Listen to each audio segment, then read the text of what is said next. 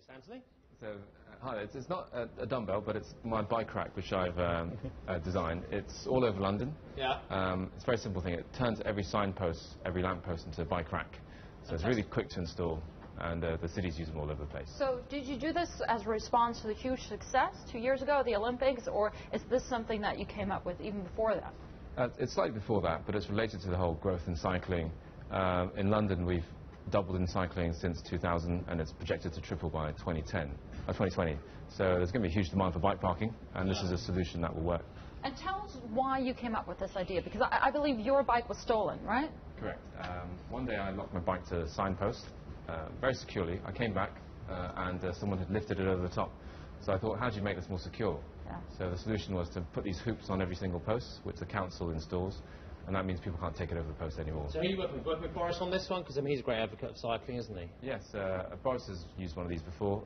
We work with all the councils in London, and we've also had some in the Olympics as well. What are the limits to cycling in London and the United Kingdom and in metropolitan generally? And I'm just going to phrase that in the fact that I find it very difficult to drive on London roads during rush hour now because of the cyclist situation. We have very old infrastructure, in many cases roads going back from when they were designed like 300-400 years ago. If you drive, for instance, from central London to the suburbs in the west, it is hellish now because the roads are so tight. You have cycle lanes which you can't encroach onto, that will send you into the middle reservation as well. London isn't designed for cycling.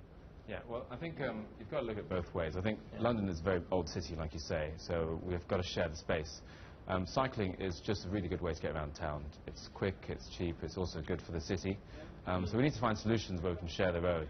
And I think cycling, there are many ways of sharing the road, and we've got to encourage this activity. But it's not like Amsterdam or Gothenburg, cities I've been where you have amazing cycling, absolutely fantastic. It's a joy to ride a bike in towns like that. Yeah. In London, you're literally taking your life in your hands. And I mean, there's a crossing just around the corner from this office, and I've got to say it's one of the most tragic places in London. I think there have been several deaths there over the last couple of years because the lorries just can't see the cycles. Yeah. I mean, the government's doing lots of things, like TfL, they've put in mirrors on lorries, on the actual traffic lights. They're doing lots of education measures to, increase awareness. But I also think it's very important that cyclists watch out for this. Many new cyclists aren't aware of the dangers. But to be honest, cycling is still quite safe. Statistically, it's safer than, just as safe as walking. And I think the health benefits are much better than walking. How do you generate revenues? How do you make money? We're a company, we design bike racks, we install and sell them to councils. We also do many different bike parking things for offices and for shops as well. So, for example, we could do your bike parking downstairs, or we can do the bike parking on the street. Okay, and then you get you have a fee for that service. Yeah, for and the shop pays for it. Correct. The ones on the street are all free, obviously. Right. We also have a very interesting product out there called the bike hanger. If you look around Brixton, there's several hundred of them. They're sort of bread bin shaped. Residents who live in flats who don't have space in their house can rent a bike space, and it's about £35 a year. You can park your bike on the street.